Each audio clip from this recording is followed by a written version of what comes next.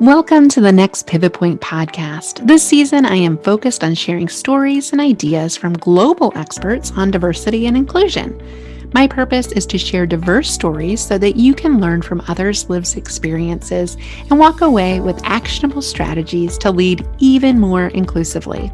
I share this information because inclusive leadership is a journey. It requires bravery and courage, and you do not have to do it alone. At Next Pivot Point, I believe we are stronger together as allies. I'm excited today to do a solo bonus episode on an important topic, and one that I think needs a lot more attention in the diversity space, and quite frankly, where I think the conversation's going. So I've had my own business focus on diversity, equity, and inclusion training and speaking for the last 6 years. And I was just reflecting on this coming up on the anniversary of my business's existence, is how the conversation's changed over the last 6 years. And when I first started out being a white woman, I talked a lot about gender and the differences of gender and what women needed to do to just make it work in corporate America. And I quickly found out and realized that, we need men involved in the conversation. We can't blame women for, quote unquote, the challenges of women. We can't solve this problem alone. So 4 years ago, I wrote a book about men as allies. And then what was really interesting about that work is that it brought a lot of people of color into the conversation as well. Men of color were very interested in the topic, had experienced their own adversity in the workplace, being a person of color, and had an empathetic lens towards women. And that's when I got really curious about anti-racism and white privilege and what it took to dismantle the systems of systemic racism. And that was obviously a very daunting task to talk about that and all the dimensions of diversity. And so through my learning and my ally journey, knowing where the conversation's going next has been something that's always been fun for me. Thinking about allies 4 years ago when it really wasn't a thing. It's very much a hot topic now, as well as anti-racism. But where I see the next evolution going, and this is a passion project of mine, it has been for some time, is having this conversation with the next generation, what I call little allies. Having this conversation with children. So why have the conversation with children? Well, studies show that kids are well aware of differences as early as the age of 3 years old. They see things, they understand things. They may not have the vocabulary or tools to express them like adults do, but they see it and they understand it. And by the time they're age 10, they're able to have pretty complex conversations about complex social issues. And they naturally want to right the wrong. They appreciate the differences. They see them. They want to embrace them. They're curious. They're inclusive. Then what happens? After those developmental pieces of their life, they then unlearn that inclusiveness and curiosity and inquisitiveness about differences. They're shushed. They're told not to say something because it's not, politically correct. Or most often, they're not talked to about it at all from a parent, caregiver, educator perspective. And you don't have to be a parent, educator, or caregiver to have this in conversation with any children that you know, any little people in your life, neighbors, nieces, nephews, friends' kids. Find a kid to have the conversation. Because what we know ends up happening is through our socialization, through our media, through the information we consume and is put in front of us every day, that children will learn a different story as they grow up. And then they end up bringing those same issues to the workplace that previous generations did as well. As somebody that was raised in the 80s and 90s, an older millennial or early Gen Xer, depending on how you define generations, I was taught to be colorblind, that racism, sexism, those problems didn't exist anymore, that we had solved those problems collectively and they were no longer issues. Well, imagine my surprise when I entered corporate America in 2004 and quickly realized that that was a myth. That was a myth of meritocracy that I had been told growing up, and I quite frankly felt like it was a lie.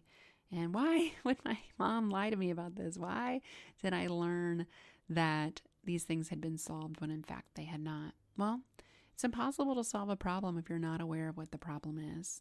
And that's where the conversation begins. And that's the conversation we need to have at a young age with children.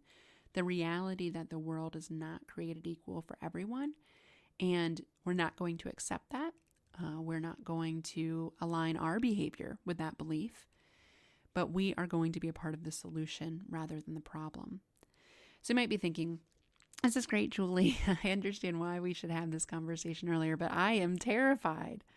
Okay, let me give you some practical steps. And this is based on the 1.5 years or so that I have worked with my co-host Simone Morris on the Inclusion School podcast, which if you haven't listened to that one, bebop over there and check it out. It's a great resource with experts that talk about this conversation with children specifically.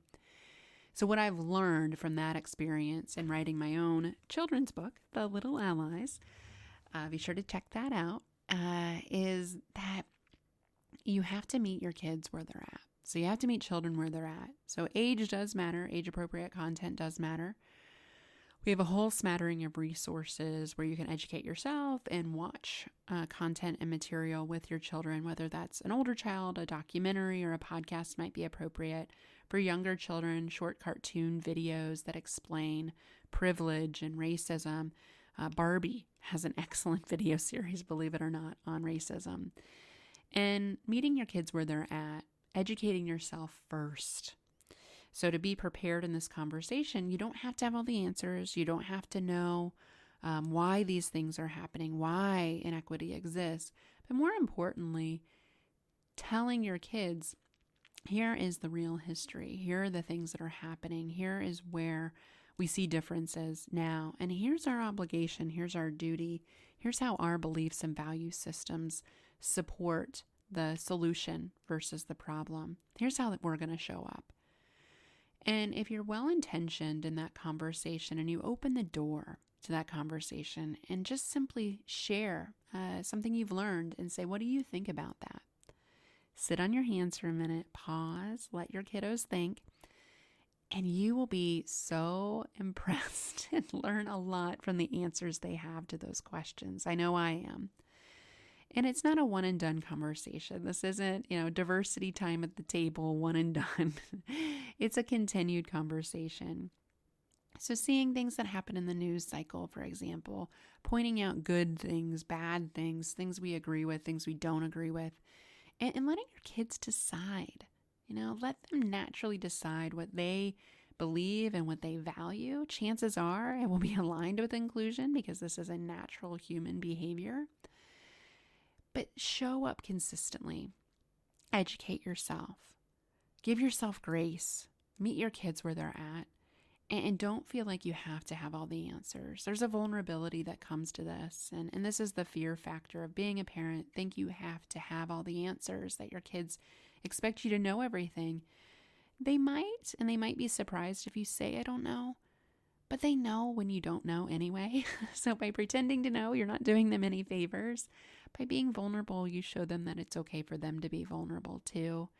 And I just want to wrap up with a story about my daughter. As I was having these conversations last summer with racial injustice and George Floyd's murder, that was the hardest question that my daughter's ever asked me is, why did he have to die, Mom? And I know if I struggled with that conversation, I'm sure a lot of parents, a lot of white parents struggled with that conversation. It doesn't have to be that way. Soon after, we kept having the conversation about what racism is, why it happens, what it looks like in the moment. And my daughter Jane drew a drawing that I have held up in my office as a beacon of hope for this work. And she drew herself a little white girl asking a kid of color to be her friend and them saying yes.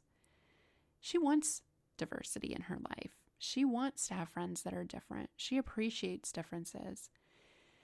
So if we get it and it's baked in there from the start, what can we do to hold on to that, to preserve that with our children?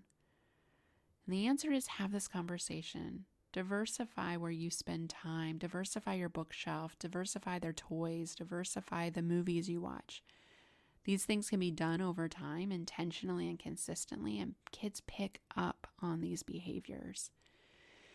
And I'd offer a book to add to your bookshelf. My new book, a children's book, The Little Allies, is out now. 100% of the proceeds are going to nonprofits and organizations doing this work with children and inclusion.